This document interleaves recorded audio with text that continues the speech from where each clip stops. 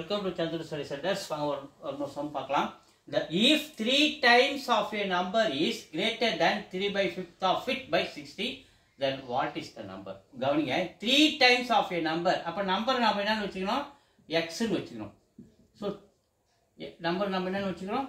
x ன்னு வச்சுக்கணும். 3 times of a number அப்படினு சொல்லும்போது 3x is greater than எதை விட 3/5 of it னா x by 60. இதான் the question ஓட மீனிங். கிராஸ் மல்டிபிள் பண்ணுங்க. 3 into 5 15x minus மேல 3x by 5 is equal to 60. 15x ல minus 3x போச்சுனா நமக்கு என்ன கிடைக்குது? 12x. இந்த 5 அப்படியே இருக்கிறாரு 60. ஓகேப்பா.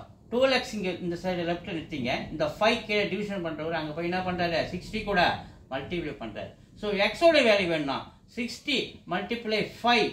So இவருங்க வந்து டிவைட் ஆவறார். 12 வந்து மல்டிப்ளை பண்றவர் ஈக்குவல் காரணம் வந்து டிவைட் ஆவறார். 12 டேபிள் அடிச்சு நமக்கு 60 5 times 5 into 5 25. So x ஓட வேல்யூ 25 எங்க இருக்கு? A இருக்கு. A is answers. வீடியோ தொடர்ந்து பாருங்க, சப்போர்ட் பண்ணுங்க, சப்ஸ்கிரைப் பண்ணுங்க. Thank you.